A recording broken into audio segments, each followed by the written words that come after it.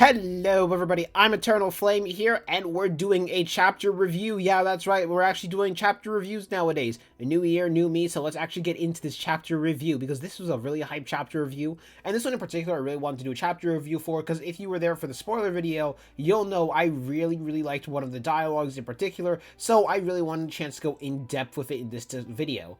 So, let's get into the decisive battle in the uninhabited, demon-infested Shinjuku, Part 20. As the chapter starts out with Yuji immediately trying to land the blade that Higuruma entrusted to him, but unfortunately it faded away. Right at the same time, Sukuna basically flicker dodged and moved out the way, showing off his sheer amount of speed before he went in for a punch on Yuji with two of his arms. And Yuji, in a really impressive show of physical display, manages to block the punch and not actually take too much damage from it. Now, yes, he does get knocked back, but he still is able to take the punches nonetheless, considering this is a true form Sukuna punches. By the way, I'm still really curious what these arms do, which unfortunately we don't get an answer for in this chapter, but hopefully we're going to get an answer for that in the future. Knowing Gege, we probably will. That's not going to go unexplained for too long. I at least hope. As Sukuna then launches out two slashes at Yuji, and very interestingly, Yuji is actually capable of seeing the technique. Now, this is something that should be noted. Only one character has ever been able to actually directly see the technique without seeing the actual hand signs be fired at them, and that was Kashimo thanks to his X-ray vision. Well, I'm Mahoraga because he adapted, but those are the only two that were actually able to see it. So my current theory around that is the fact that because Yuji is enveloped in his curse energy, he's actually able to see it. Because more importantly, Yuji's actually able to block it directly, as well as the fact that we see in Yuji's POV there are two lines coming at him, and this is from Yuji's point of view. So Yuji 100% can see Sukuna's curse technique, which is very interesting in my opinion, because might I remind you, most people can't actually see Sukuna's curse technique. They're just going off of assumption based on the fact that Sukuna is launching hand signs, and that's how he usually launches off cleaves at people. Anyways, back into the chapter, Sukuna is now thinking to himself about the fact that Kamutoke was gone, but he's even more surprised at the fact that Yuji's stomach had healed, as we see Ui and Kirara appear. With Ui's technique likely having to do with the cloth due to the fact Sukuna immediately calls it out as teleportation because of the vision of that cloth. So I actually have do speculation about how Ui's technique functions, which is after he uses the cloth to hide himself and whoever wants to teleport's appearance, they all vanish and go to a certain location. However, that's just my current theory, my jujitsu theory. But yeah, that's what I currently think Ui's curse technique is. Anyway, Sukuna then comes to say that it's more than likely that Gojo's corpse was taken as well, because that's what they were doing with Higuruma, as he then begins to think about Shoko, thinking that it could have been possible that Shoko was the one that healed Yuji, and it was just really quickly they teleport them away. However, he quickly debunks that entire idea by saying the fact that when you use RCT to heal somebody, it's half as efficient as healing themselves, and while Shoko's RCT was completely different to them, it still wouldn't have that kind of power. Which leads Sukuna to have come to the result that he had managed to learn RCT in a total of 1 month. Now, I want you guys to keep this in mind for how absolutely impressive this is. Gojo needed to be put at the moment of death in order to learn RCT.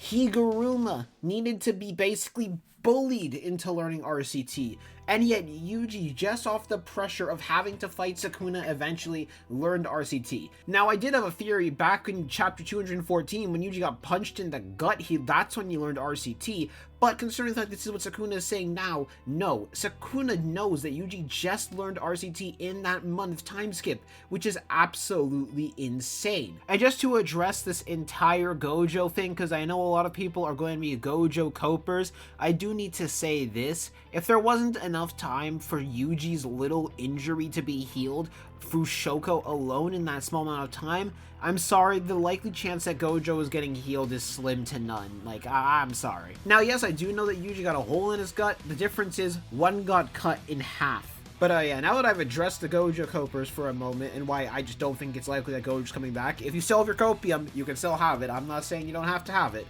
Let's get back into the chapter. As Sukuna then begins to comment on the fact that he has been able to learn not just RCT, but the fact that his curse energy to strengthen his own body has improved. And he then says, I suppose this means that Curse Brat will be my main dish. Perhaps I can have a little fun with him, but what is this irritating feeling? Now, I do think they're talking about Yuta in that moment, and that Yuta will be the main dish and not Yuji. However, it's pretty clear something about Yuji is irritating Sukuna, as we then get into the main part of this chapter that I really wanted to talk about. As Yuji then notices that Sukuna started to space out before Sukuna begins an internal dialogue, as he says, Did that sorcerer's death disappoint me? The thought of needing someone else to fulfill me never crossed my mind. Exactly. If I want to eat, I eat. If I see an eyesore, I kill it. And if it entertains me, I throw it a bone. That's who I am. I haven't changed. The perfect thing to pass time until I die. Right, a way to pass time until my death. That's all other people are to me. Now this has a little bit of interesting things. Number one, the dialogue keeps switching between a black box and Sukuna himself, and another black box, which I'm going to talk a little bit more into when I'm actually done the monologue fully. But more importantly, the thing that kind of gets Sukuna back into the mood of the fight, is the reminder that people are just a way to pass time until his death. That is what gets Sukuna back into the mood properly, as he continues his own monologue. As he has a memory back to when he fought against Jogo, and then the black box says, "I live how I choose. If you're unable to measure up to that, blame yourself." And Sukuna says out loud, "I'd never thought about it. Ideals, desires that go beyond oneself. Their current ideal is simply to kill me. Those saying before me now are but martyrs, willing to die for their ideals. So just what is this irritating feeling? Men of the same stature challenged me 1,000 years ago too. Could that mean the one who changed over the past millennium is me, and you're the crux of that brat? My opponents 1,000 years ago were other people. There were those who boasted strength they didn't have. There were those obsessed with themselves, their motivations, their ideals. I couldn't even begin to understand any of it. They seemed to me as nothing more than dying wishes. But this is different. Our souls were forced to coexist within the same body. No matter how many times I break him, no matter how many times I break his soul, he'll get right back up because he possesses an indomitable ideal.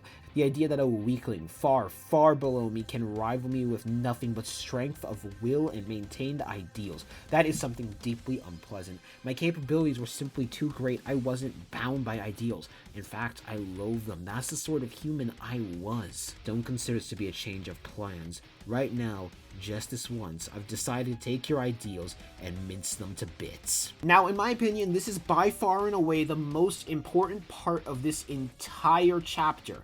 Now, I'm probably going to spend a lot of time talking about this, so I am sorry if you wanted me to continue on, but we really need to talk about why this is super important, because there are two important things that are being established. Number one, this black box, whatever it seems to be, is about trying to convince Sukuna to get back on the path. While Sukuna himself is having doubts, this black box is getting him back onto the path. Now, it's not entirely clear whether this black box is just Sukuna convincing himself or something else entirely, because I have made an entire theory in the past that the way Sukuna managed to become strong is by consuming and absorbing his own brother, and he became just a completely different entity away from human.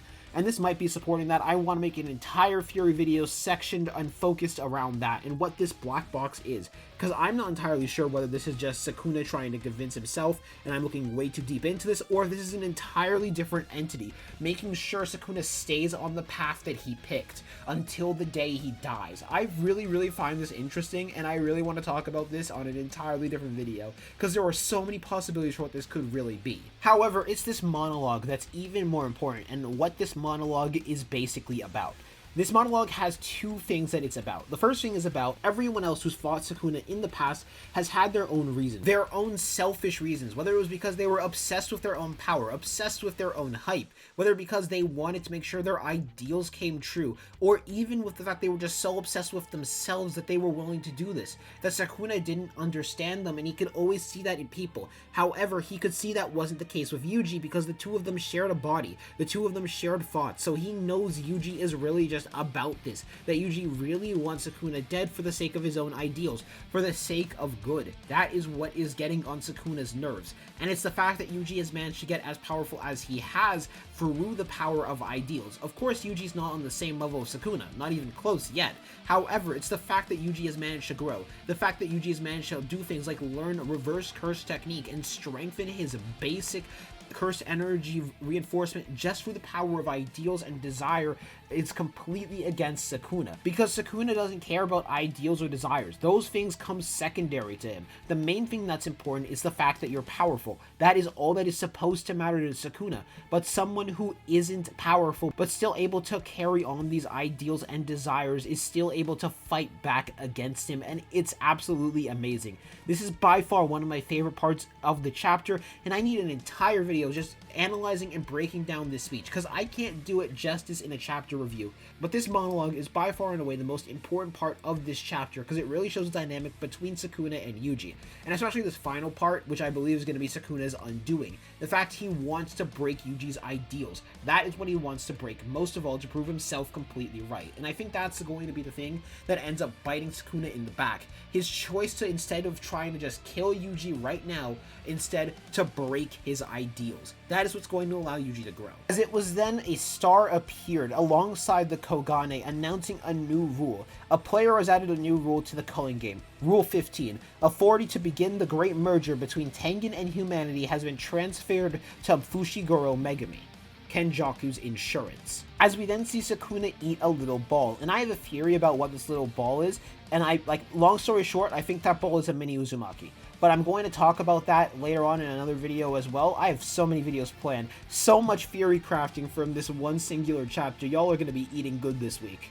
As it's then soon after, Sukuna announces his plan, that he's going to start by killing them all, and then after that, the remaining players in the culling game. Then he'll complete the merger and have some fun with the new Tengen, as he's going to fight the merger before Yuta arrives himself, destroying the battlefield, as Yuta clashes his sword against Sukuna's two fingers, making a clash through the air.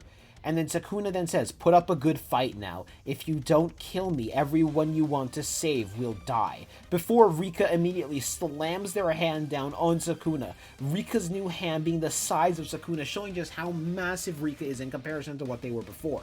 As the chapter ends with Sukuna saying, "Well, hello, Queen. And the King of Curses versus the Queen of Curses. The right to the throne will be decided right here and now." And oh boy, this chapter was 10 out of 10. An amazing way just to start out this new year, showing A, Yuta has gotten much stronger, B, Yuta's not been possessed by Kenjaku, for all of you guys who've been thinking that's been happening, and I also was gonna think that was gonna happen, I'm gonna be honest with y'all, but I'm kinda happy it didn't.